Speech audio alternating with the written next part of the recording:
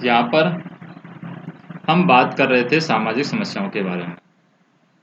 किसके बारे में बात कर रहे थे हम? सामाजिक समस्याओं के बारे में बात कर रहे थे। तो सामाजिक समस्याएं हैं, कुछ को हम सामाजिक समस्याएं मानते हैं, कुछ को हम सामाजिक समस्याएं नहीं मानते हैं। जैसे पहले हम क्या है, अकाल थे, लेकिन अब अकाल को सामाजिक समस्या मानते हैं। क्योंकि पहले हम सोचते थे कि बरसात का नहीं, लेकिन अब आजकल राजस्थान और गुजरात जैसे जो राज्य हैं उनमें अकाल को सामाजिक समस्या के रूप में माना जाता है। ऐसा क्यों माना जाता है? इसका कारण है कि नहरों का आर्थिक साधनों की कमी से पूरा नहीं होना, क्योंकि नहर यहाँ पर पूरी नहीं हो रही है। अगर नहर कंप्लीट हो जाए तो यहाँ पर इस समस्या से छुटकारा पाया जा सकता है। आंध्र प्रदेश, तमिलनाडु, कर्नाटक, राजस्थान, उत्तर प्रदेश, बिहार और मध्य प्रदेश ऐसे राज्यों में पीने के पानी की कमी सामाजिक समस्या तब तक बनी जब लोगों को आभास हुआ कि ये संकट ऐसा नहीं है जिसको भोगने के अलावा कोई विकल्प नहीं है। अगर ये सोचते हैं लोग कि ये समस्या ऐसी है जिसको भोगने के अलावा हमारे पास कोई ऑप्शन नहीं है, कोई और रास्ता नहीं है, तो वो सामाजिक समस्या नहीं मानते हैं लोग। लेकिन अगर उनके पास में कोई रास्ता है, उससे बचने का कोई भी रास्ता उनको दिखाई देता है, तो वो सामाजिक समस्या का रूप धारण कर लेता है। यानी कि वो सामाजिक समस्या, लोग उस समस्या को सामाजिक समस्या मानने लग जाते हैं। तो इस प्रकार जब लोगों में यह विश्वास जागृत हो जाता है कि उसके रोकने और निवारण की संभावना है, तभी वे उस स्थिति को सामाजिक समस्या मानते हैं। तो यहाँ पर एक हार्टन और लेस्ले की परिभाषा का जो अंतिम भाग है वो है सामूहिक क्रिया। सामूहिक क्रिया, सामूहिक क्रिया क्या है? तो सामूहिक क्रिया की बात करें तो सामाजिक समस्या का समाधान एक व्यक्ति या कुछ व्यक्तियों से हम नहीं कर सकते हैं। सारी सामाजिक समस्याओं से सामाजिक स्तर से ही निपटा जा सकता है। यानी कि यह विश्वास किया जाता है कि उनका समाधान है जनता की रुचि, वाद विवाद और जनमत रचना और दबाव से ही हो सकता है। एक और व्यक्ति आते हैं यहाँ पर, वो आते हैं बैन वर्ग। बैन वर्ग क्या कहते हैं? तो बेनवर्ग आते हैं, उनके अनुसार सामाजिक समस्याएं ऐसी व्यवहारिक संरूपी या स्थितियां होती हैं, ऐसी व्यवहारिक स्थितियां होती हैं सामाजिक समस्याएं जो सामाजिक प्रक्रियाओं से उत्पन्न होती हैं। यानी समाज के कई सदस्य इसको इतना आपत्तिजनक और अवांछनीय मानते हैं कि उन्हें यह विश्वास हो जाता है कि इनका सामना या इसका सामना करने के लिए सुधारक नीतियां होनी चाहिए, कोई कार्यक्रम ऐसा होना चाहिए, कोई सेवा ऐसी आवश्यक है जिससे कि हम इन समस्याओं को सुलझा सके। तो वैन वर्ग है, इन्होंने सामाजिक समस्याओं की कितनी विशेषताएं बताई हैं? यहाँ पर 6 विशेषताएं यहाँ पर वैन वर्ग ने बताई है। 6 समस्याओं में से एक पहली परिभाषा हम देखते हैं क्या इसकी पहचान है सामाजिक समस्या की। तो सामाजिक समस्या वे समस्याएं कहलाती हैं जिन्हें समाज में कई सदस्य क्या मानते हैं? आपत्तिजनक मानते हैं। आपत्तिजनक, जो लोग अगर किसी समस्या को आपत्तिजनक मानने लग जाते हैं या बहुत सारे सदस्य हैं किसी बात को आपत्तिजनक मानने लग जाते हैं, तो वो सामाजिक समस्या बन जाती है। इसलिए प्रतिकूल स्थितियों को जिन्हें समाज निंदनीय नहीं मानता है, सामाजिक समस्या नहीं माना जाता है। ऐसी बहुत सारी स्थितियां हैं जिनको समाज निंदा की दृष्टि से नहीं देखता है, तो उन्हें हम सामाजिक समस्या की श्रेणी में नहीं रखते हैं। उदाहरण के लिए अगर हम देखें, मदिरा पान कोई व्यक्ति कर रहा है, तो मदिरा पान को समाज आपत्तिजनक समझता तो है, यह सामाजिक समस्या नहीं है, क्योंकि आपत्तिजनक इसको नहीं समझता है। जो भी समाज है जब तक मदिरा पान को आपत्तिजनक नहीं समझता है, जब तक ये समाज को नुकसान नहीं पहुंचाती है। लेकिन यदि समाज मदिरा सेवन से समस्याओं के प्रति सजग है, उसे पता है कि मदिरा सेवन से क्या क्या समस्याएं हो रही हैं, तो उस पर वाद विवाद करेगा समाज, और उस पर वाद विवाद करेगा, उसके परिणामों का अध्ययन करने लगेगा। और जब परिणामों का अध्ययन करने लगेगा तो उसे नियंत्रण में रखने के लिए कोई सुधारक कार्य करने की कोशिश करेगा, कोई ऐसी रूपरेखा तैयार करेगा जिससे कि उस पर नियंत्रण किया जा सके, तो उसे सामाजिक समस्या का दर्जा प्राप्त हो जाता है।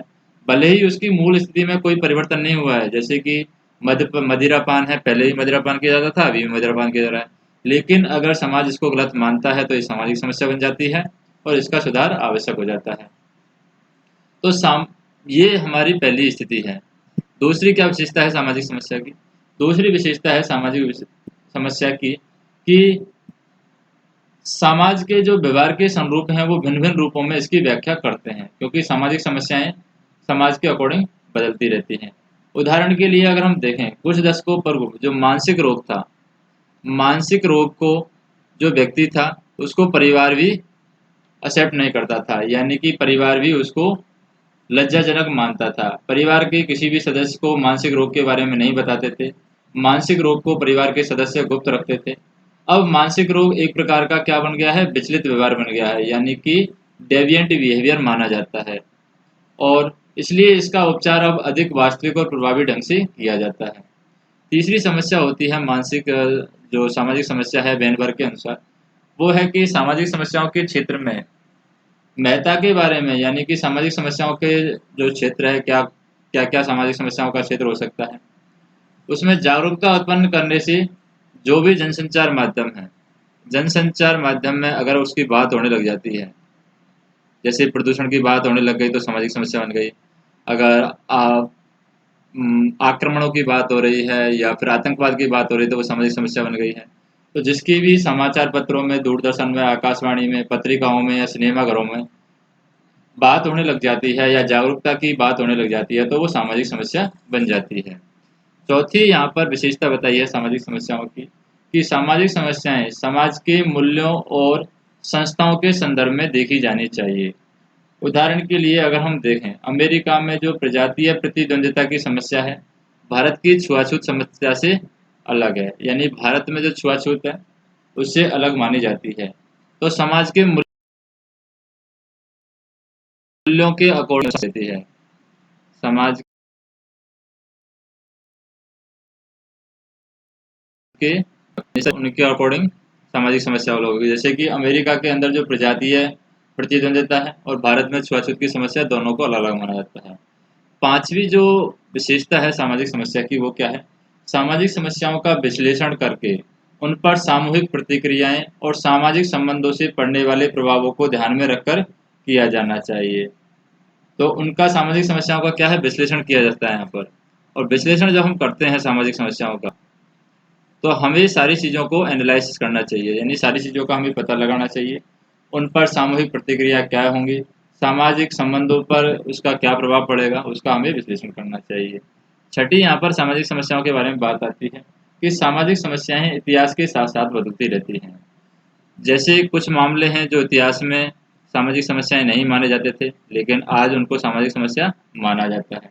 जैसे अगर हम 47-48 में जो शरणार्थी आए थे भारत में, शरणार्थियों को बसाने की समस्या है 47-48 में, और एक 1968 में जो असम के शरणार्थी आए थे उनकी समस्या है। दोनों ही शरणार्थी हैं लेकिन दोनों की समस्या यहाँ पर भिन्न भिन्न है। तो हम कह सकते हैं कि इतिहास के अकॉर्डिंग ये समस्याएं बदलती हैं। जैसे ही अगर से 1988-89 में हम श्रीलंका से जो आए हुए थे तमिल थे, उनकी जो स्थिति है, और 1990 में कुवैत और इराक से जो आए थे उनकी जो स्थिति है, और जुलाई 2000 में फिजी से आए हुए भारतीयों की स्थिति, इनकी सबकी समस्या अलग अलग मानी जाती है। इसी प्रकार हम देखें कि इंग्लैंड से जो आए थे 1988 में, अप्रवासियों की समस्या 1967 और 1947 की समस्या से भिन्न मानी जाती है। तो सामाजिक समस्याओं की विशेषता क्या है, यानी कि उनकी कैरेक्टरिस्टिक्स क्या माने जाते हैं सामाजिक समस्याओं के। तो सामाजिक समस्याओं की हम विशेषताओं के बारे में बात करते हैं। विशेषताएं,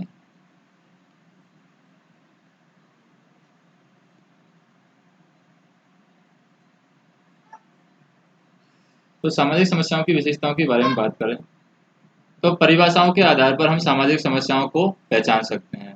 सभी सामाजिक समस्याएं हैं ऐसी स्थितियां हैं जो समाज के लिए क्या करती हैं, हानिकारक परिणाम लाती हैं, यानी कि समाज के लिए हानिकारक हैं। वो सारी समस्याएं हैं सामाजिक समस्याओं में आ जाती हैं। सभी सामाजिक समस्याएं हैं आदर्श स्थिति, कोई एक आदर्श स्थिति होती है उससे विचलित होती हैं। हम कोई आदर्श स्टैंडर्ड फॉलो करते हैं उसको, उससे वो विचलित हो जाती हैं, यानी उसको वो पालन नहीं करती हैं। और सभी सामाजिक समस्याओं की उत्पत्ति का कोई समान आधार यहाँ पर नहीं होता है, यानी कि समान आधार की वजह से यहाँ पर ये सामाजिक समस्याएं हैं ये उत्पन्न नहीं होती हैं। इनका आधार अलग अलग होता है, इनकी जो वजह होती है उत्पन्न होने की वो अलग अलग होती है। और सभी सामाजिक समस्याएं मूल में समाज से ही जुड़ी होती हैं। यानी समाज को ही नुकसान पहुंचाती हैं, समाज से जुड़ी होती हैं, समाज से ये उत्पन्न होती हैं। और सभी सामाजिक समस्याएं हैं वो आपस में अंतर संबंध होती हैं, यानी कि एक दूसरे से जुड़ी हुई होते हैं। जैसे पर्यावरण की समस्या है वो स्वास्थ्य की समस्या से आपस में जुड़ी हुई होगी, और जो आतंकवाद की समस्या है वो आर्थिक आधार से जुड़ी हुई होती है। इस तरीके से आपस में जो सामाजिक समस्या है एक दूसरे से जुड़ी हुई होती हैं। और सभी सामाजिक समस्याओं के जो परिणाम हैं वो सामाजिक होते हैं, यानी वे समाज के सभी खंडों पर प्रभाव डालती है। तो परिणाम भी यहाँ पर क्या होते हैं, सामाजिक होते हैं। और हम बात करें, जो सभी सामाजिक समस्याएं हैं दोषपूर्ण सामाजिक परिस्थिति की वजह से होती हैं, और सामाजिक समस्याओं का दायित्व है सामाजिक ही माना जाता है। उसके निवारण के लिए भी हमें सामूहिक उपागम की आवश्यकता होती है, यानी सामूहिक रूप से सभी को मिलकर के उस समस्या को हल निकाल करना होता है। और सभी सामाजिक समस्याएं सभी समाजों में पाई जाती हैं। अब सामाजिक समस्याओं पर प्रतिक्रियाएं किस तरीके से दी जाती हैं, उन पर क्या रिएक्शन लिया जाता है, उनकी अगर हम बात करें तो क्या क्या प्रतिक्रियाएं सामाजिक समस्याओं पर दी जाती हैं, उनकी हम बात करते हैं।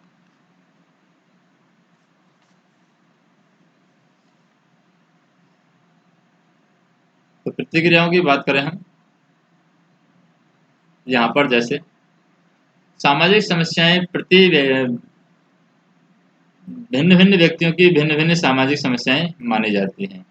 ये उन्हें भिन्न भिन्न प्रतिक्रियाएं होती हैं, अलग अलग लोग हैं सामाजिक समस्याओं को अलग अलग तरीके से देखते हैं। तो ये भिन्नताओं को हम किस किस चीज़ के आधार पर देख सकते हैं। पहली भिन्नता है, कुछ लोग इसको मानते हैं उदासीनता का रूप। उदासीनता यानी उदासीन रहते हैं लोग सामाजिक समस्याओं के प्रति। उदासीनता का रुख। उदासीनता का रुख क्या होता है, कई लोग किसी समस्या के प्रति यह सोचकर उदासीन रहते हैं कि उनको वह प्रभावित नहीं करती है। कभी कभी पारिवारिक तनाव और नौकरी के दबाव जैसी उनकी अपनी समस्याएं इतना व्यस्त रखती हैं लोगों को कि वे दूसरों को प्रभावित करने वाली बातों में रुचि लेने के लिए उनके पास समय ही नहीं होता है। ऐसी समस्याओं पर वे ध्यान नहीं देते हैं जो दूसरों को नुकसान पहुंचाती हैं। वे उसी समय उत्तेजित होते हैं जब समस्या में रुचि लेना प्रारंभ करते हैं, जब उनके खुद के स्वार्थ फंसते हैं। जब तक दूसरे की समस्या है वो उसमें इंटरफेयर नहीं करते हैं, यानी उसमें वो कोई ध्यान नहीं देते हैं। तो ये उदासीनता का रुख होता है यहाँ पर। दूसरी होती है भाग्यवाद, यानी कुछ लोग हैं भाग्य मान लेते हैं उसको। भाग्यवाद, भाग्यवाद यानी कि फेटलिज्म होता है भाग्यवाद। कुछ व्यक्ति हैं भाग्यवाद में इतना ज़्यादा विश्वास रखते हैं कि वे सब बातों के लिए भाग्य को उत्तरदायी मानते हैं। जैसे गरीबी और बेरोजगारी जैसी समस्याएं हैं। गरीबी और बेरोजगारी जैसी समस्याओं को वे दुर्भाग्य और पिछले कार्यों का फल मान लेते हैं। वो मान लेते हैं कि पिछले कार्यों का फल है गरीबी, और बेरोजगारी भी उनके पिछले कार्यों का फल है। इसलिए वे दुर्भाग्य को चुपचाप सहते रहते हैं और किसी भी चमत्कार के होने की प्रतीक्षा करते रहते हैं, जैसे धर्म व भाग्य पर निर्भर रहना। कई लोग हैं जो धर्म और भाग्य पर निर्भर रहते हैं। तीसरी प्रतिक्रिया लोग देते हैं, वो किस तरीके की देते हैं, उनका कुछ निहित स्वार्थ होता है। निहित स्वार्थ, जैसे निहित स्वार्थ किस तरीके से होता है, कुछ व्यक्ति हैं विद्यमान समस्याओं में इसलिए रुचि नहीं दिखाते हैं क्योंकि उनके रहते उनके स्वार्थ सिद्ध होते हैं। वे अपने स्वार्थ से प्रेरित होकर के समस्या के हल से परे बताते हैं, यानी कि वे खुद उस समस्या को हल नहीं करना चाहते हैं क्योंकि उस समस्या में उनका खुद का स्वार्थ छिपा हुआ रहता है। जैसे कोई स्टूडेंट है, वो गवर्नमेंट सर्वेंट लगा हुआ है और दहेज प्रथा का अगर काम चल रहा है, यानी दहेज प्रथा चल रही है, तो वो खुद उसको सॉल्व नहीं करना चाहता दहेज प्रथा को, क्योंकि उसको खुद को नुकसान होगा, उसके खुद के पैसे यहाँ पर नहीं आने वाले हैं। तो इसलिए वो खुद उसकी शुरुआत नहीं करना चाहता। तो इसमें लोगों के स्वार्थ यहाँ पर फंस जाते हैं, निहित स्वार्थ हो जाते हैं, जिसकी वजह से वो इस समस्या को हल से परे बताते हैं और इसके निवारण के लिए प्रयत्न करने का समय वो खराब मानते हैं। अगर वो इसके निवारण के प्रयास भी करते हैं तो वो अपने समय की बर्बादी इसको मानते हैं। जैसे हम बात करें जातिवाद व वर्गवाद के कारण राजनीति में जो स्थान बनाते हैं,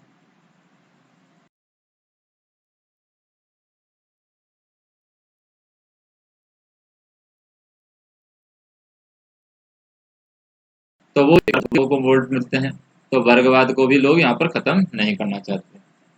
फिर चौथा कारण यहाँ पर होता है, यानी प्रतिक्रिया जो लोग देते हैं वो देते हैं विशेषज्ञ ज्ञान का अभाव, यानी कि सही ज्ञान की उनको कमी रहती है। विशेषज्ञ ज्ञान,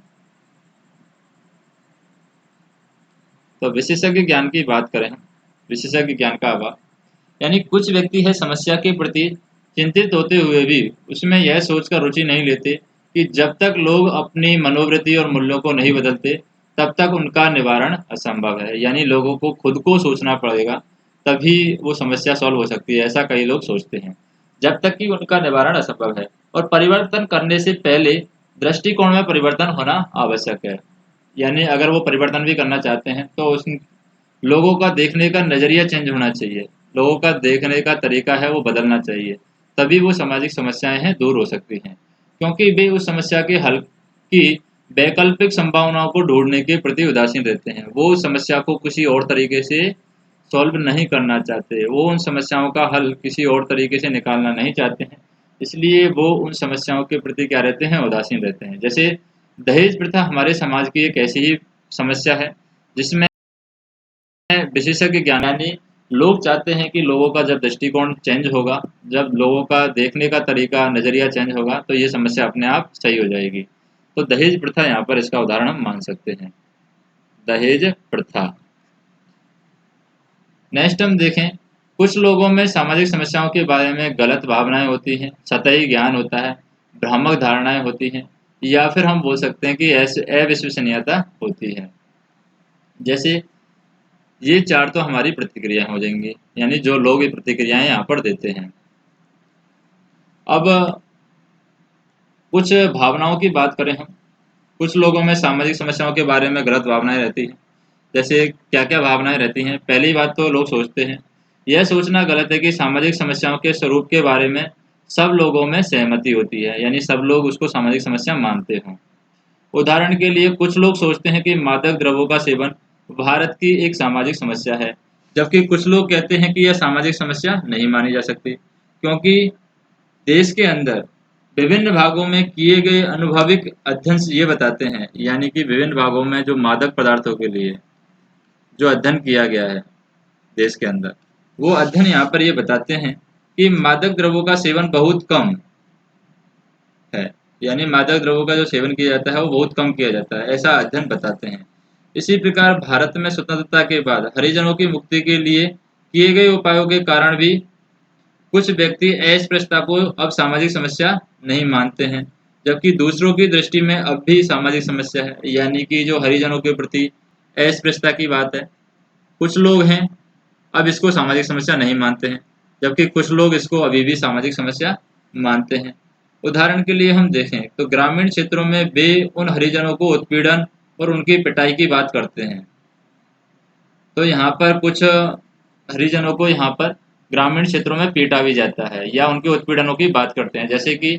जैसे सितंबर 1988 में जो हरिजन थे, राजस्थान में नाथद्वारा मंदिर में प्रवेश से रोका गया था हरिजनों को, और जिससे यहाँ पर क्रोधित होकर के भारत के जो पूर्व राष्ट्रपति हैं आर वेंकट रामन ने यहाँ पर घोषणा की थी कि नाथद्वारा मंदिर में प्रवेश के लिए हरिजनों के जत्थे का नेतृत्व करने को भी तैयार हैं।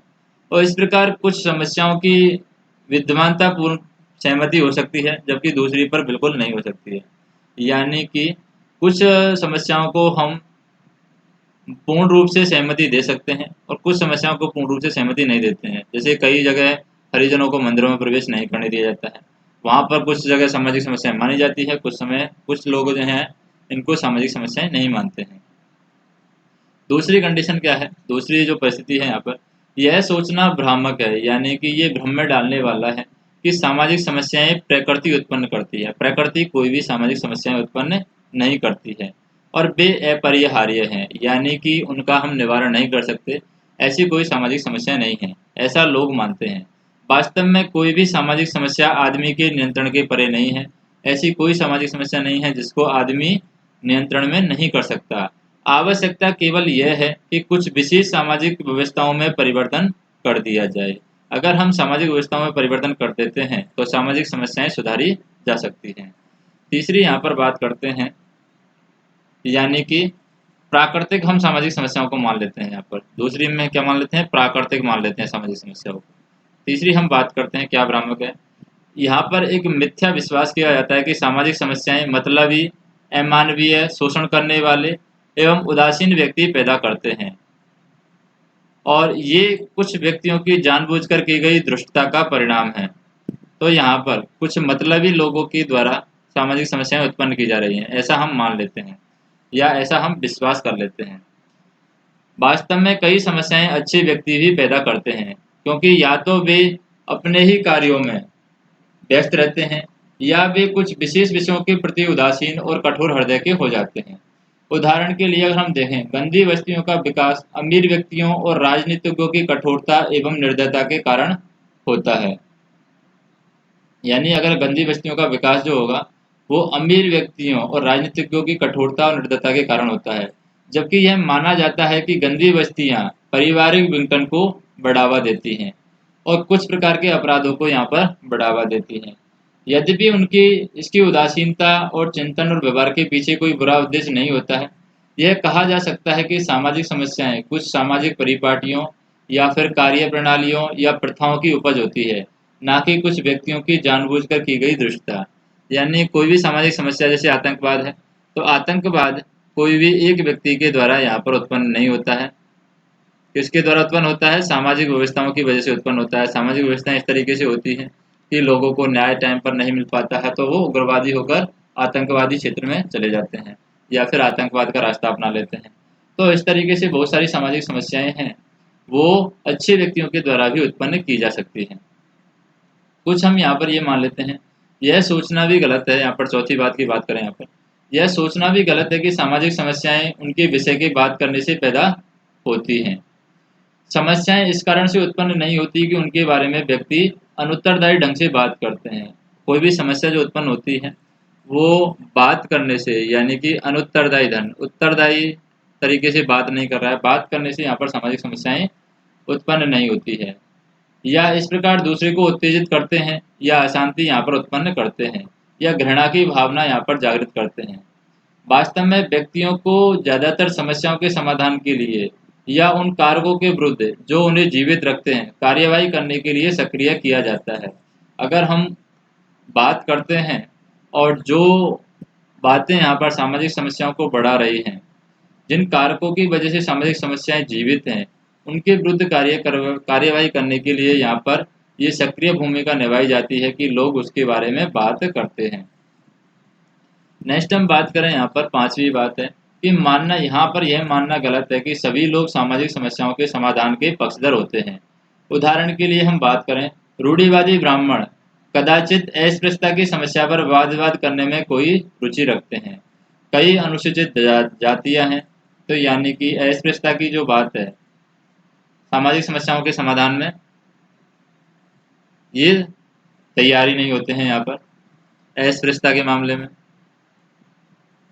क्योंकि जो रूढ़िवादी ब्राह्मण है वो क्या सोचते हैं, यहाँ पर जो भी रूढ़िवादी ब्राह्मण है वो अस्पृश्यता की समस्या पर वाद विवाद करने में कोई रुचि नहीं लेते हैं। या कई अनुसूचित जातियां, जनजातियां या जो दूसरी पिछड़ी जातियां वर्गों के सदस्य हैं, पिछड़े रहना इसलिए अधिक पसंद करते हैं जिससे कि उन्हें आरक्षण के लाभ मिलते रहें।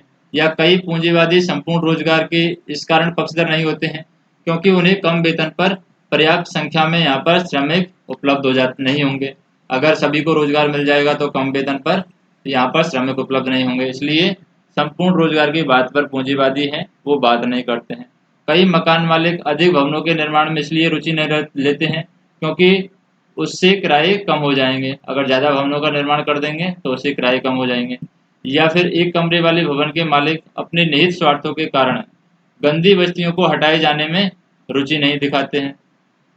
तो इसी प्रकार हम कह सकते हैं कि निहित स्वार्थों के कारण जो सामाजिक समस्याओं के निदान में रुचि नहीं रखने वाले व्यक्तियों की संख्या बहुत अधिक हो सकती है, जो अपने स्वार्थों की वजह से सामाजिक समस्याओं का निदान नहीं चाहते हैं। और चौथी यहाँ पर छठी बात क्या हो सकती है, यह भावना सही नहीं है कि सामाजिक समस्याएं स्वयं ही अपना निवारण कर सकती हैं। स्वयं अपना निवारण यहाँ पर सामाजिक समस्याएं नहीं कर सकती। यानी हम कहते हैं कि समय के साथ सब ठीक हो जाता है, लेकिन ऐसा नहीं है।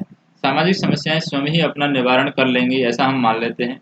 इस युग में यह मानना कि समय अपनी आप सारी समस्याओं का समाधान कर देता है, ये कल्पित, अयथार्थ और अवास्तविक है। यानी ये हकीकत नहीं है। यह अकर्मण्यता को केवल भ्रामक रूप से तार्किक बनाना है, यानी कि हम कर्म नहीं करना चाहते, ये हमें भ्रम में डालता है। वास्तव में यह भावना निर्धनता, प्रदूषण और जनसंख्या जैसी समस्याओं को अधिक विकराल बनाती है। यानी सामाजिक समस्या अपने आप खुद को ठीक कर लेगी, ये भावना है। ये क्या करती है, ये जो निर्धनता की समस्या है, प्रदूषण की समस्या है और जनसंख्या की समस्या है, इनको और ज़्यादा विकराल बना रही है, यानी और ज़्यादा बढ़ा रही है। नेक्स्ट हम बात करें, जैसे 7वां पॉइंट है यहाँ पर। 7वां पॉइंट क्या है? 7वां पॉइंट है कि यहाँ पर यह भावना भ्रामक है और तथ्यों को उजागर करने के मात्र से समस्या का समाधान हो जाएगा। अगर हम तथ्यों को सामने ले आते हैं तो तथ्यों से यहाँ पर समस्या का समाधान नहीं होने वाला। तथ्यों से कोई भी समस्या का समाधान नहीं होने वाला। यहाँ पर यह सच है कि पूरे तथ्यों को एकत्रित किए बिना कोई भी समस्या बुद्धिमानी से नहीं समझी जा सकती, परंतु यह भी सच है कि एकत्रित आंकड़ों की वैज्ञानिक व्याख्या के अभाव में समस्या के समाधान में कोई भी युक्ति नहीं अपनाई जा सकती। हमें सबसे पहले आंकड़ों को इकट्ठा करना होगा सामाजिक समस्या से रिलेटेड, और फिर उनकी वैज्ञानिक व्याख्या करनी होगी और उससे कोई हमें हल निकालना होगा। उदाहरण के लिए अगर हम युवकों में मादक द्रव्यों के सेवन की मात्रा और विस्तार, उनके द्वारा उपयोग में लाए गए मादक द्रव्यों के प्रकार, उनके सेवन के तरीके, उनके पाने के स्रोत और उनका सेवन छोड़ने से उत्पन्न मानसिक विकार, अगर वो मादक पदार्थों का सेवन छोड़ते हैं तो उससे क्या मानसिक विकार होते हैं, उनके बारे में तथ्यों को केवल मात्र एकत्रित करने से उनके ऊपर नियंत्रण करने के उपाय को सुझाने में अधिक सहायता नहीं मिलेगी इसके लिए हमें मादक द्रव्यों के सेवन के कारण भी जानना होगा, यानी कि जो पीयर ग्रुप है, मित्र समूह की समस्याओं की भूमिका जाननी होगी। मादक द्रव्यों को नियंत्रण करने में परिवार की भूमिका के बारे में जानना होगा। ऐसे तथ्यों का हमें विश्लेषण करना होगा, उनकी व्याख्या करनी होगी।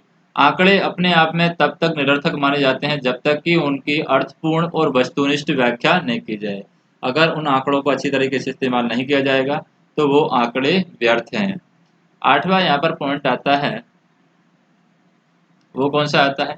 यह सोचना भ्रमपूर्ण या असत्य है कि संस्थागत परिवर्तनों के बिना समस्याओं का समाधान हो सकता है। बिना योजना बनाए और बिना संरचना में परिवर्तन किए, बिना संयोजन और अनुकूलन किए या बिना वर्तमान संस्थाओं और प्रथाओं में परिवर्तन किए समस्याओं का समाधान असंभव है। हमें यहाँ पर योजनाओं में परिवर्तन करना होता है। योजना में हमें परिवर्तन करना होगा, तभी हम सामाजिक समस्याओं का सॉल्यूशन निकाल सकते हैं। उदाहरण के लिए हम भ्रष्टाचार का तब तक उन्मूलन नहीं कर सकते जब तक कि लोग उनके मूल्य और विश्वासों में परिवर्तन नहीं करते हैं, नए कानून नहीं बनते हैं।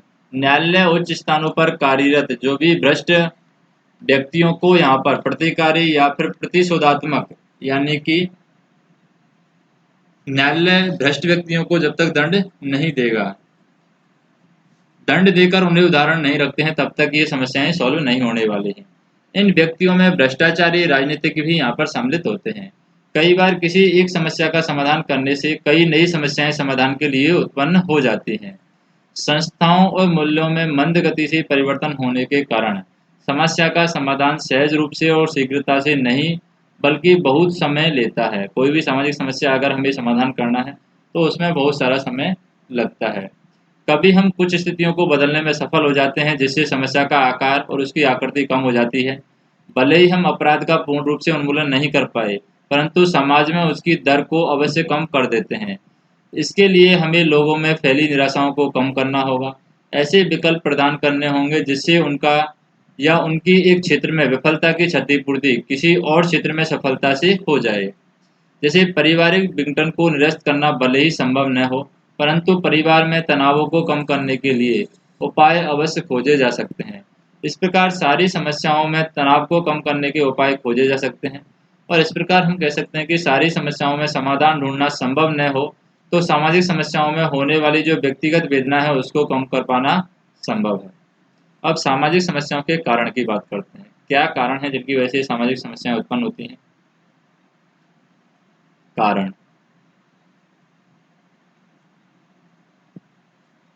तो कारण क्या है सामाजिक समस्याओं के? सामाजिक समस्याओं का जो विकृति है, यानी कि पैथोलॉजिकल जो इसको बोलते हैं, सामाजिक समस्याओं को विकृत सामाजिक स्थितियां जन्म देती हैं। ये सभी समाजों में उत्पन्न होती हैं, चाहे वे समाज साधारण हो जैसे छोटे पृथक हो या समरूप समाज हो जिसमें सामूहिक एकात्मक ताकि दृढ़ भावना हो, या तो छोटे हो या पृथक समाज हो, या फिर ऐसा समाज हो जिसमें सभी सामूहिक एकात्मकता के साथ में रहते हों, जिसमें परिवर्तन बहुत धीमी गति से होता है, या जटिल हो, जैसे कि अव्यक्तिगत हो, इम्पर्सनल हो, सेकेंडरी हो यानी द्वितीयक हो, संबंध हो, गुमनामी हो, या एकांकीपन हो, तीव्र गतिशीलता हो, अत्यधिक विशेषज्ञता हो, जिसमें परिवर्तन अधिक शीघ्र होता है। तो यहाँ पर हम बात करें, जहाँ कहीं भी जब भी व्यक्तियों के समूह में रक्त संबंध प्रभावित होते हैं, उनमें कुसमायोजन और संघर्ष उत्पन्न होते हैं। तो क्या क्या सोशल प्रॉब्लम हो सकती हैं, सामाजिक समस्याओं के कारण क्या क्या है? सामाजिक समस्याओं के कारणात्मक तत्वों को समझने के लिए हमें 3 कारक यहाँ पर महत्वपूर्ण हैं। पहला कारण क्या है? कारणात्मक स्थिति बड़ी संख्या में होती है। पहली होती है कारणात्मक स्थिति। कारणात्मक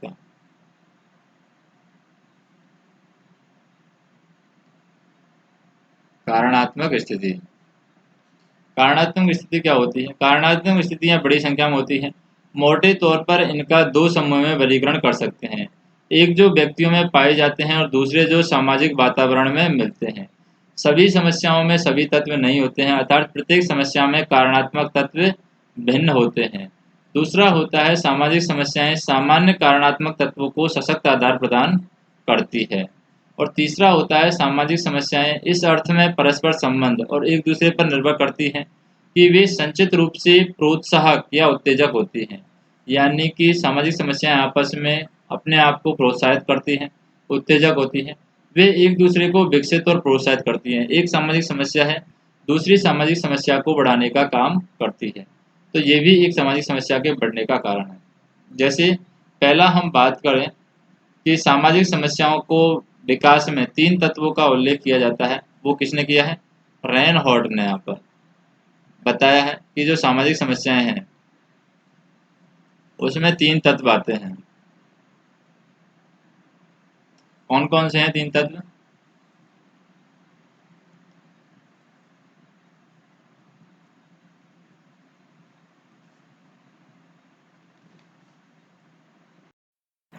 अब पहला जो सामाजिक समस्याओं में 3 तत्वों का उल्लेख यहाँ पर रेनहॉर्ट ने किया है। रेन हॉर्ट। तो रेनहॉर्ट ने यहाँ पर 3 सामाजिक समस्याओं के बारे में बताया है। पहली है स्वार्थों और क्रियाओं का विभेदीकरण एवं गुणन, यानी multiplication of interest and function, यानी कि स्वार्थों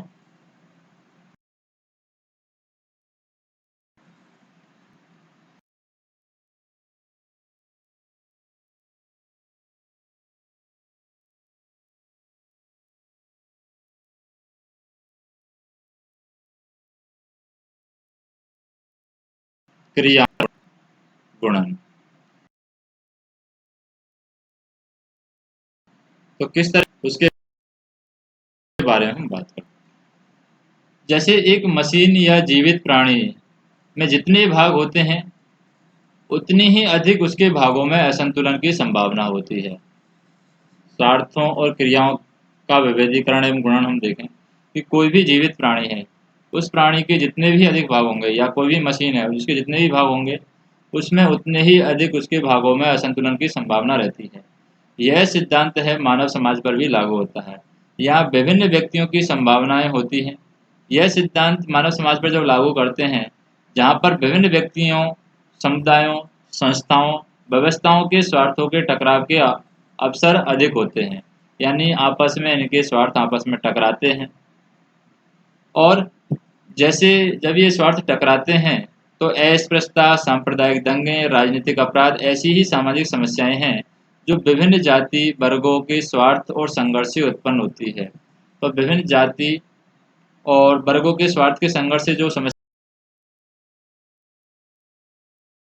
उत्पन्न होती हैं की वजह से उत्पन्न होती है। एक यहाँ पर जो सांप्रदायिक दंगे हैं,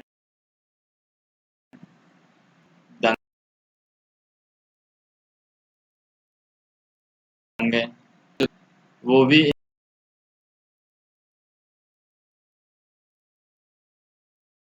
इन्हीं से हैं। तो इसमें आपस में स्वार्थ टकरा जाते हैं लोगों के, जिसकी वजह से समस्याएं उत्पन्न होती हैं। दूसरा कारण आता है यहाँ पर, वो है सामाजिक परिवर्तन एवं सभ्यता के विकास की आवृत्ति की त्वरित करना। क्या है?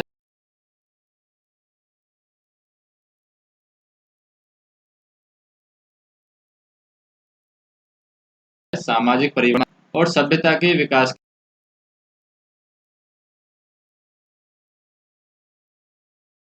की आवृत्ति।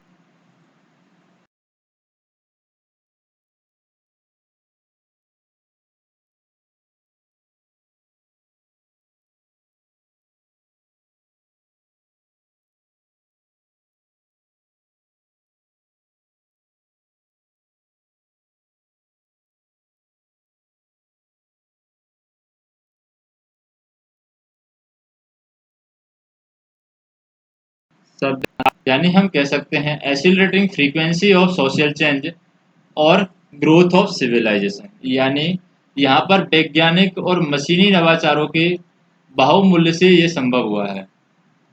यानी जो वैज्ञानिक चीज़ें आई हैं, मशीनें जो आई हैं, उनके बहुमूल्य से, यानी कि उनकी ज़्यादा मात्रा से यहाँ पर ये संभव हुआ है। सामाजिक परिवर्तन और सभ्यता के विकास की आवृत्ति को हम त्वरित किया है। उदाहरण के लिए अगर हम बात करें, मशीनों के नवाचारों से रोजगार के जो कई पुराने ढांचों को यहाँ पर समाप्त कर दिया गया है, और जिसके परिणाम स्वरूप यहाँ पर लाखों लोगों को प्रवास करना पड़ा है। यानी माइग्रेशन लोग करने लगे हैं, शहरों से गांव, गांव से शहर लोग जाने लगे हैं, और इससे विभिन्न वर्गों में संघर्ष उत्पन्न हो गया है।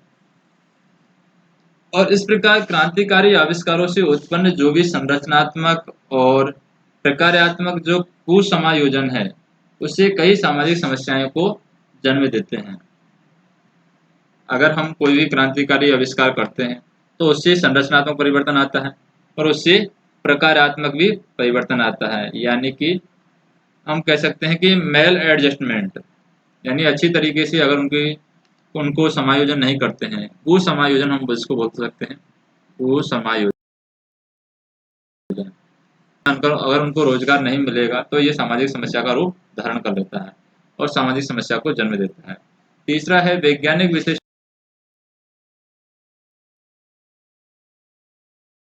करने की। वैज्ञानिक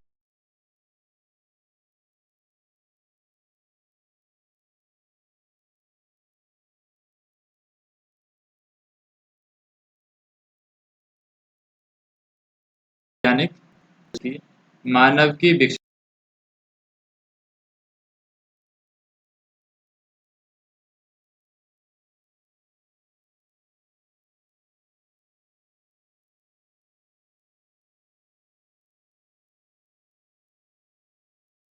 अंतर्दृष्टि। Man develop insight to make a scientific analysis. यानी कि जब मानव ने प्रकृति की गतिविधियों का अध्ययन करने के लिए सामाजिक अंतर्दृष्टि विकसित की है। यानी मानव जब प्रकृति की गतिविधियों का अध्ययन करने के लिए जो सामाजिक अंतर्दृष्टि विकसित करता है, तो भी विषय जो पहले साधारण समझे जाते थे, अब वे कई प्रकार की उन प्राकृतिक स्थितियों के कारणवश आवश्यक समझे जाते हैं जो मानव और समाज को प्रभावित करते हैं। यानी पहले जिन विषयों को हम साधारण समझते थे, वो अब यहाँ पर प्राकृतिक स्थितियों के कारणवश वो आवश्यक समझे जाते हैं, जो मानव और समाज दोनों को यहाँ पर प्रभावित करते हैं। यानी जो भी हम वैज्ञानिक विश्लेषण करते हैं, वो मानव और प्रकृति दोनों को यहाँ पर, या मानव और समाज को प्रभावित करते हैं, क्योंकि वो पहले साधारण समझे जाते थे, साधारण विषय समझे जाते थे, लेकिन आजकल उनको हमें समझना बहुत ज़रूरी है। तो ये 3 कारण हैं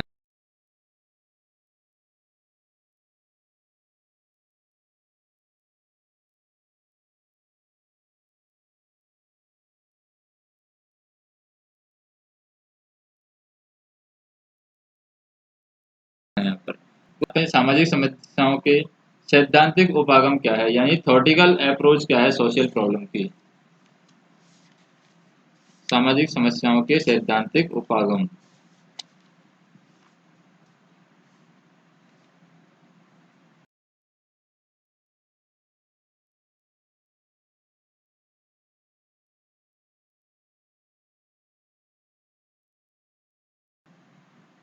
के सैद्धांतिक उपागम।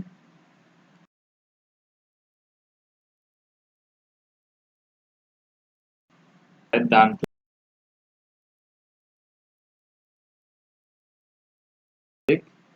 होता है। तो यद्यपि हम देखें सामाजिक समस्याएं अनिवार्य व्यक्तिनिष्ठ होती हैं, फिर भी उनका वैज्ञानिक रूप से अध्ययन हो सकता है। हम कुछ ऐसे सैद्धांतिक उपागमों पर विचार करेंगे जो सभी प्रकार की सामाजिक समस्याओं की विश्वव्यापी व्याख्या हमें देते हैं। जैसे कि सामाजिक उपागम क्या है, यानी सोशल डिसऑर्गेनाइजेशन अप्रोच। सामाजिक विघटन के उपागम क्या है? पहला, सामाजिक विघटन के उपागम।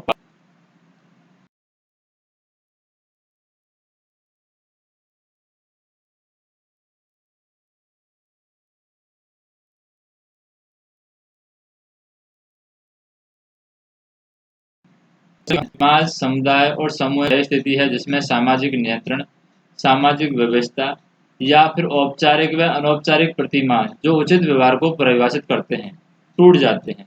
आपसी सहयोग, सामान्य मूल्य, एकता, अनुशासन और भविष्यवाणी करने के सामर्थ्य की कमियां इनके लक्षण हैं। जैसे कि वारेन यहाँ पर कहते हैं, वारेन ने यह कहकर इसका वर्णन किया है कि यह वह स्थिति है जिसमें सर्वसम्मति का अभाव होता है, समूह के उद्देश्य के बारे में मतभेद होता है, संस्थाओं के एकीकरण का यहाँ पर अभाव होता है, सामाजिक नियंत्रण के अपर्याप्त साधन यहाँ पर क्या होते हैं, कन्फ्यूजन के कारण, यानी कि सामाजिक नियंत्रण के जो अपर्याप्त साधन होते हैं, अस्त व्यस्तता यहाँ पर हो जाती है। सामाजिक नियंत्रण के जो अपर्याप्त साधन है उसकी वजह से अस्त व्यस्तता के कारण व्यक्तियों की अपनी व्यक्तिगत भूमिका निभाने पर रोक हो जाती है। एलियट और मेरिल की परिभाषा के अनुसार यह एक प्रक्रिया है जिससे समूह के सदस्यों के आपसी संबंध विच्छेद हो जाते हैं या लुप्त हो जाते हैं। तो सामाजिक अव्यवस्था की बात करें, सामाजिक अव्यवस्था मतलब कि सामाजिक डिसऑर्गेनाइजेशन। सामाजिक अव्यवस्था उस समय उत्पन्न होती है जब शक्तियों के संतुलन में परिवर्तन होता है, यानी सामाजिक ढांचे टूट जाते हैं जिससे पुराने संरूप पुनः काम नहीं कर पाते हैं और सामाजिक नियंत्रण के स्वीकृत ढांचे प्रभावी रूप से यहाँ पर काम नहीं करते हैं। समाज की एक विघटनकारी अवस्था जिसका संकेत मानदंडों को नष्ट होने और भूमिका संघर्ष यानी सामाजिक संघर्ष और नैतिक पतन से हमें मिलता है। सामाजिक समस्याओं को बढ़ावा देता है। उदाहरण के लिए बढ़ता हुआ जो औद्योगिकरण है, शिक्षा के प्रसार और स्त्रियों के वैतनिक कार्य यानी पेड वर्क करने से पति पत्नी, माता पिता और बच्चों के बीच संबंध यहाँ पर प्रभावित हुए हैं, क्योंकि औद्योगिकरण बढ़ने से माता पिता अलग जगह रहते हैं, बच्चे अलग जगह रहते हैं। कई बार जो स्त्रियों का जो वैतनिक कार्य है, पेड वर्क है, उसके करने से बच्चों पर भी उसका प्रभाव पड़ता है। कई पुराने नियम जो परिवार के सदस्य एवं अंतर परिवारों पर लागू होते थे टूट चुके हैं। कई व्यक्ति निराश और अप्रसन्न रहते हैं। सामाजिक अव्यवस्था में जीवन की आधारभूत स्थितियों में परिवर्तन आने से जो परंपरागत प्रतिमान है वो टूट गए हैं। इस कारण असंतोष और मोहभंग यहाँ पर व्याप्त है। दूसरे शब्दों में हम कह सकते हैं कि परिवर्तन ने पुरानी व्यवस्था या पुरानी जो व्यवहार व्यवस्था है उसको तोड़ दिया है। गंदी बस्तियों के जीवन के सामाजिक विघटन की बात करते हुए यहाँ पर व्हाइट ने गंदी बस्तियों में विचलन और अस्वीकृत समूह संगठन का यहाँ पर उल्लेख किया है। फिर भी यह एक विचारधारा के अनुसार सामाजिक विघटन की स्थिति सदैव सामाजिक समस्याओं को उत्पन्न नहीं करती है।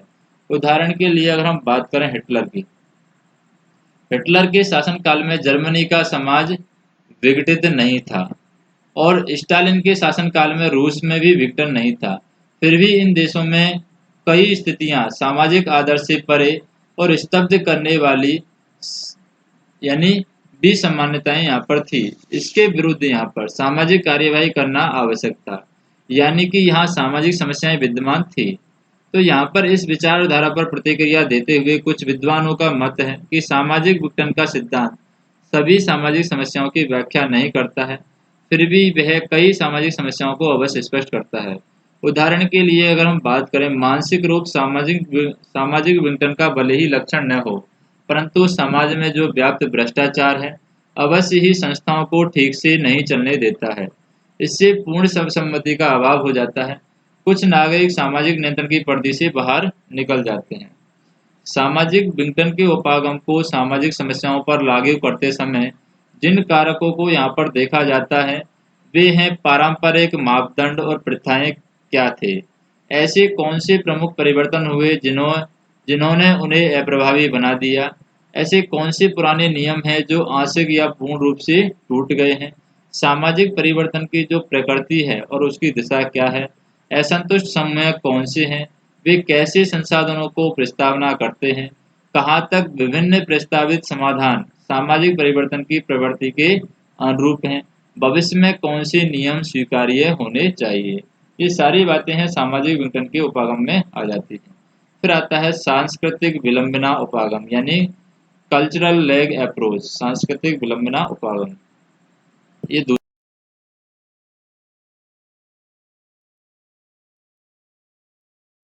दूसरा है सामाजिक समस्या। सांस्कृतिक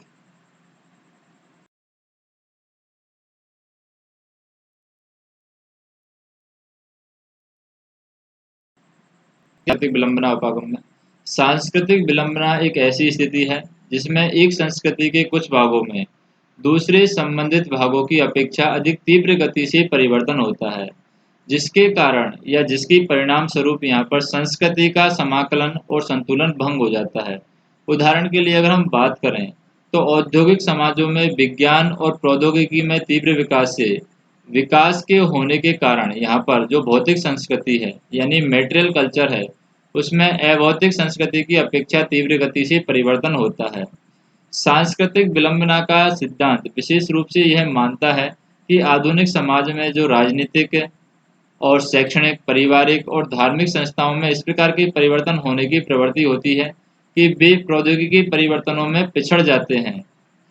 इस प्रकार यह आसानी से देखा जा सकता है कि सांस्कृतिक विलंबना किस प्रकार सामाजिक समस्या उत्पन्न कर सकती है। जैसे 19वीं शताब्दी की हम बात करें, 19वीं शताब्दी के आखिरी चतुर्थांश में हम बात करें और 20वीं शताब्दी के पहले चतुर्थांश में तेजी से औद्योगिकरण के उपरांत भी कुछ व्यक्ति जाति व्यवस्था की कट्टर पाबंदियों से यहाँ पर इतना प्रभावित थे कि वे उद्योगों में दूसरी जातियों के सदस्यों के साथ काम करने से मना कर देते थे। उन्हें बेरोजगार और निर्धन रहना अच्छा लगता था, लेकिन वो दूसरी जाति के लोगों के साथ में काम नहीं करते थे। इस प्रकार 20वीं शताब्दी के प्रथम चतुर्थांश में यहाँ पर सांस्कृतिक विलंबना का ये काल रहा है। कृषि और उद्योग में प्रौद्योगिकी विकास का समावेश करने में एक पीढ़ी से अधिक का समय यहाँ पर लगा है। इस प्रकार जो हमारी सामाजिक संस्थाओं में परंपरा की महक रही है, जबकि संसार में प्रौद्योगिकी का विकास यहाँ पर होता रहा है और सामाजिक संस्थाएं हैं हमारी परंपरा को लेकर चलती हैं। जैसे यहाँ पर पहले भी कहा जा चुका है कि यद्यपि सांस्कृतिक विलंबना का सिद्धांत कुछ सामाजिक समस्याएं हैं, जैसे कि सांस्कृतिक विलंबना का सिद्धांत है कुछ सामाजिक समस्याएं जैसे एड्स, जनसंख्या विस्फोट आदि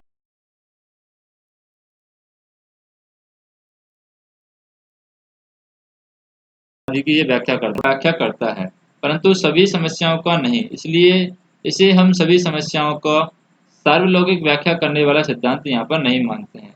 तीसरा होता है मूल्य संघर्ष उपागम यानी वैल्यू कॉन्फ्लिक्ट अप्रोच।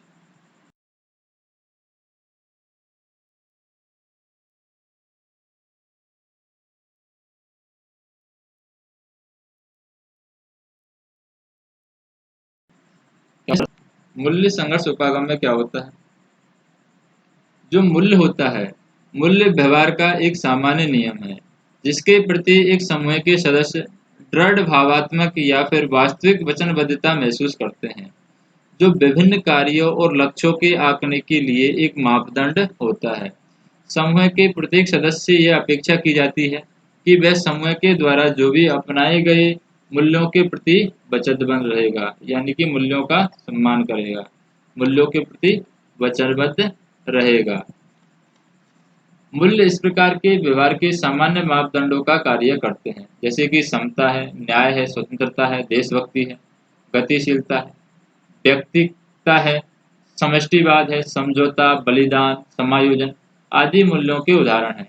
मूल्यों के साथ तीव्र भावनाओं के जुड़े होने के कारण और उसके प्रत्यक्ष लक्ष्यों और क्रियाओं के आंकन के मापदंड होने के कारण उन्हें प्राय हम स्वयंभू समझा जाता है, यानी कि एब्सोल्यूट इनको समझा जाता है। विभिन्न समूह की विभिन्न मूल्य अवस्थाएं या व्यवस्थाएं होती हैं। दो या दो से अधिक समूह के मूल्यों में असंगति व्यक्तियों को अपनी भूमिका पालन में यदि हस्तक्षेप करती है। जैसे कि अगर विभिन्न समूह की जो विभिन्न मूल्य व्यवस्थाएं होती हैं, दो या दो से जो अधिक समूह हैं उनके मूल्यों में असंगति व्यक्तियों को अपनी मूल्य भूमिका में यदि हस्तक्षेप करती है तो उसे हम मूल्य संघर्ष कहते हैं। तो मूल्य संघर्ष क्या होता है? अगर दो या दो से अधिक व्यक्तियों के मूल्यों में क्या होती है, असंगत व्यक्तियों की अपनी भूमिका पालन में यदि हस्तक्षेप करती है तो मूल्य संघर्ष कहलाता है। संघर्ष की यह स्थिति कुछ समय के लिए हो सकती है, स्थायी समस्या का रूप धारण कर सकती है। उदाहरण के लिए अगर हम बात करें, श्रमिक और मालिक के मूल्यों में संघर्ष के कारण औद्योगिक अशांति बढ़ सकती है, हड़ताल हो सकती है, तालाबंदी हो सकती है। जमीन के मालिक और भूमिहीन किसानों के मूल्यों के संघर्ष के कारण कृषि क्षेत्र में अशांति रहती है। कृषि श्रमिकों के आंदोलन होते हैं या फिर उदार उद्योगपति परिश्रम, मितव्ययिता, ईमानदारी और महत्वाकांक्षा को प्रोत्साहन करने में विश्वास रखते हैं।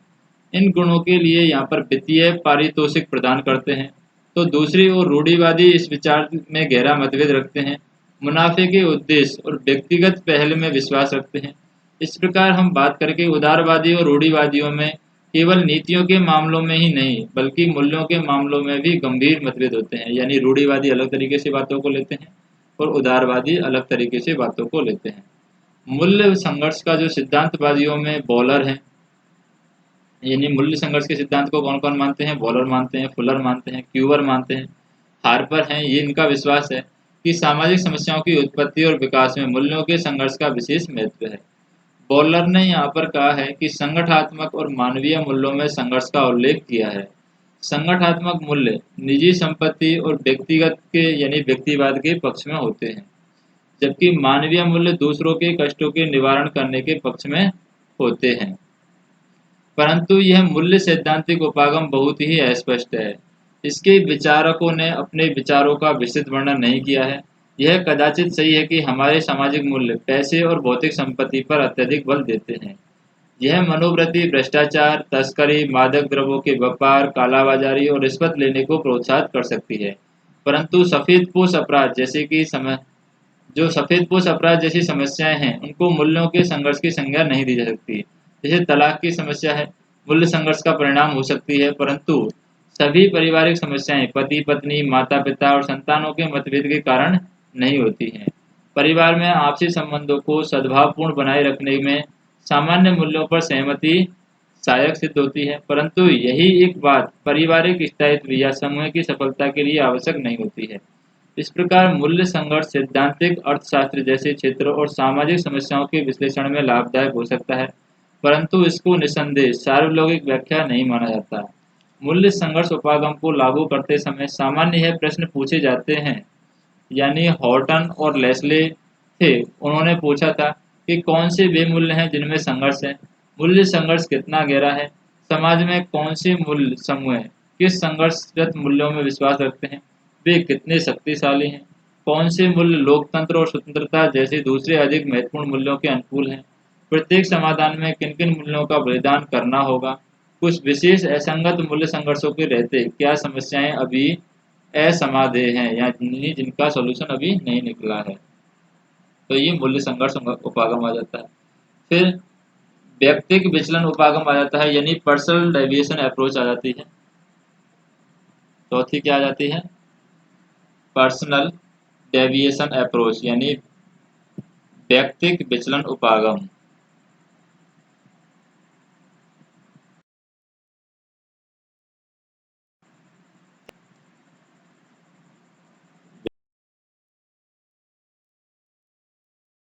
विचलन उपागम में क्या होता है?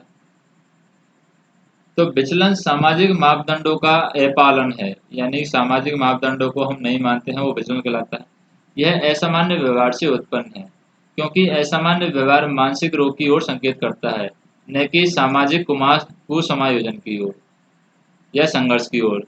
यानी जो असामान्य जो व्यवहार होता है वो भिन्न होता है।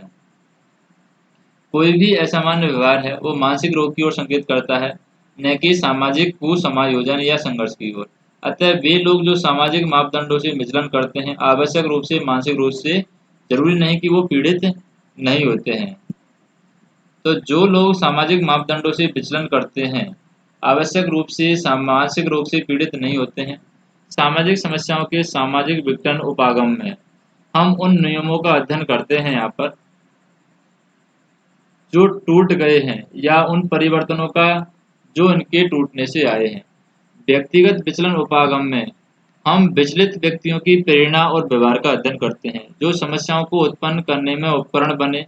जैसे व्यक्तिगत विचलन उपागम में दो तत्वों की व्याख्या जरूरी है। कौन कौन से दो तत्व हैं जिनकी यहाँ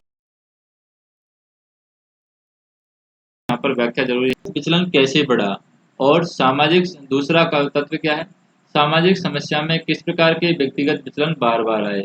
व्यक्तिगत विचलन दो कारणों से बढ़ता है। पहला तो मान्यता प्राप्त मापदंडों का पालन करने में एक व्यक्ति की असमर्थता, यानी जो भी मान्यता प्राप्त मापदंड है उनको एक व्यक्ति पालन नहीं कर सकता। दूसरा, सामान्य रूप से मान्यता प्राप्त मापदंडों को मानने में एक व्यक्ति की विफलता, यानी कोई व्यक्ति यहाँ पर मानने की कोशिश तो करता है लेकिन वो मान नहीं पाता है, यानी विफल हो जाता है उन मापदंडों को मानने में। तो एक व्यक्ति की भावनात्मक, सामाजिक एवं जीव विज्ञान संबंधी कमजोरी के कारण यहाँ पर प्रथम कारक उत्पन्न हो सकते हैं। यानी असमर्थता का कारण क्या हो सकता है? व्यक्ति की भावना हो सकती है, सामाजिक या जीव विज्ञान संबंधी कमजोरी व्यक्ति की हो सकती है।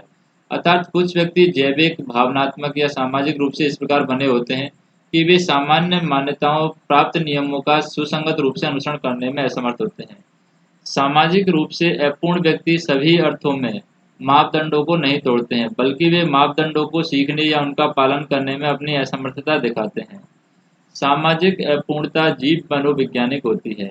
इस विचलित व्यक्तियों को जो सामाजिक समस्याएं उत्पन्न करते हैं या समस्याओं को बढ़ाने में अपना योगदान देते हैं, अपने उपचार के लिए डॉक्टरी या फिर मनोचिकित्सीय या पर्यावरण संबंधित या फिर सामाजिक चिकित्सा की आवश्यकता होती है। दूसरी ओर एक व्यक्ति जो सामाजिक मापदंडों की अनुपालना में विफलता का संबंध उसकी सामाजिकरण की कमी के कारण होता है। यद्यपि इन व्यक्तियों ने ईमानदारी, सच्चाई, सत्यनिष्ठा, न्याय और सहयोग जैसे मापदंडों और मूल्यों को सीखा है, परंतु वे उन पर अमल नहीं कर पाते हैं। उनकी अपने स्वार्थ के लिए झूठ बोलने, धोखा देने, शोषण करने और दूसरों को बदनाम करने की प्रवृत्ति होती है। उनका विचलन उनमें कोई अपराध भावना या लज्जा की भावना से जागृत नहीं होता है। अपने स्वार्थ के लिए वे किसी विषय पर अपना रुख भी बिल्कुल बदल सकते हैं। जब तक कोई स्थिति उनके निहित स्वार्थों के लिए हितकारी होती है, उन्हें इसकी तनिक भी चिंता नहीं होती है कि उसके कारण सामाजिक समस्या बनी हुई है या इसका समाधान होना संभव नहीं है। तो यहाँ पर हार्टन और लेस्ली तीन प्रकार के व्यक्तिगत विचलनों का वर्णन करते हैं। पहला विचलन होता है विचलन जो विभिन्न संदर्भ समूह के मापदंडों को मानने के फलस्वरूप होते हैं। यानी सांस्कृतिक विभिन्नता के कारण अधिकांश व्यक्ति मापदंडों के ऐसे विभिन्न प्रकारों से प्रभावित होते हैं जिनका आपस में टकराव हो सकता है। उदाहरण के लिए अगर हम बात करें, एक व्यक्ति किसी धर्म या जाति का हो परंतु उसकी व्यावसायिक भूमिका उसे अपने धर्म या जाति के मापदंडों से विचलित होने के लिए बाध्य कर सकती है। इसी प्रकार एक बाबू या अधिकारी रिश्वत ले सकता है क्योंकि वह उसके आर्थिक स्वार्थों की आपूर्ति करता है। विचलन दूसरा होता है विचलन जो विचलित उप सांस्कृतिक के फलस्वरूप होता है। उदाहरण के लिए बड़े शहरों की गंदी बस्तियों के आपराधिक मापदंड जो होते हैं वो इस तरीके के विचलन होते हैं। सामान्यतः तीसरा विचलन होता है सामान्यतः मान्यता प्राप्त नियमों का पूर्णतः विचलन, यानी आयकर भरते समय जानबूझकर अपनी आय को छुपाना इस प्रकार के विचलन का एक उदाहरण है जो सामान्यतः माना जाता है। किस तरीके का?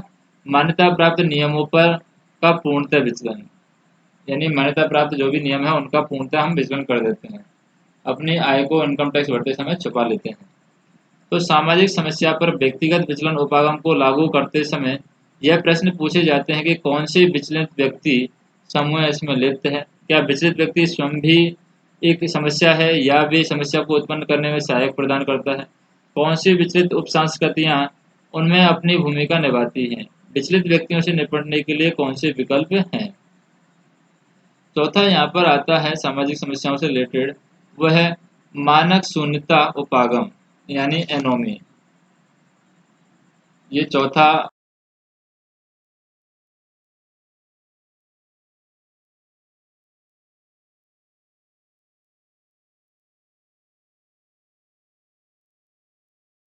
पॉइंट है। मानक उपागम को मार्टन ने प्रस्तुत किया था। मार्टन मानक शून्यता एक ऐसी स्थिति है जिसमें समाज या समूह के मापदंड और मूल्य तुलनात्मक रूप से लोप हो जाते हैं या अथवा उनमें दुर्बलता या फिर अव्यस्तता आ जाती है। एनोमी की जो परिकल्पना है सर्वप्रथम दुखीम ने श्रम विभाजन और आत्महत्या को समझाने के लिए विकसित की थी। परंतु दुर्खीम की जो पुस्तक है आत्महत्या, इसके प्रकाशन के 41 वर्ष के उपरांत में, यानी जो दुखी ने एक पुस्तक चलाई थी या प्रकाशन हुआ था जिसका पुस्तक का नाम था आत्महत्या, उसके प्रकाशन के 41 वर्ष बाद मर्टन ने इसका उपयोग समाज में सामाजिक और सांस्कृतिक संरचनाओं के परिचालन से उत्पन्न विचलित व्यवहारों को समझने के लिए किया।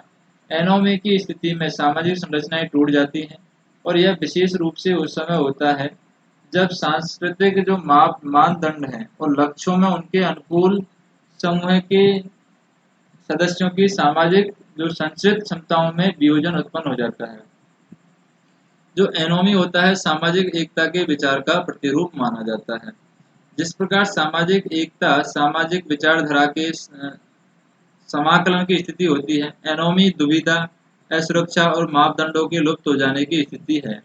मर्टन के अनुसार लक्ष्यों और साधनों में वियोजन और उसके परिणाम स्वरूप जो उत्पन्न तनाव की स्थिति है, व्यक्तियों की संस्कृति के द्वारा निर्धारित किए गए लक्ष्यों और संस्थागत साधनों या दोनों के प्रति वचनबद्धता में निर्बलता आ जाने के कारण होती है।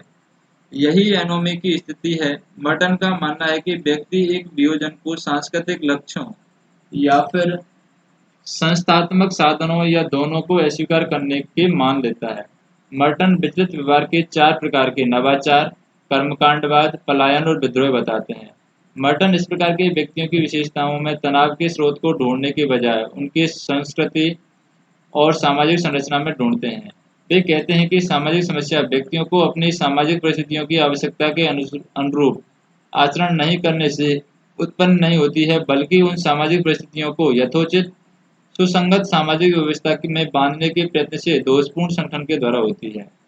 फिर भी मर्टन का सिद्धांत अधूरा है। सभी सामाजिक समस्याओं को तनाव या फिर अनुकूलन या समायोजन के ढंगों की प्रतिक्रियाओं का परिणाम नहीं समझा जा सकता।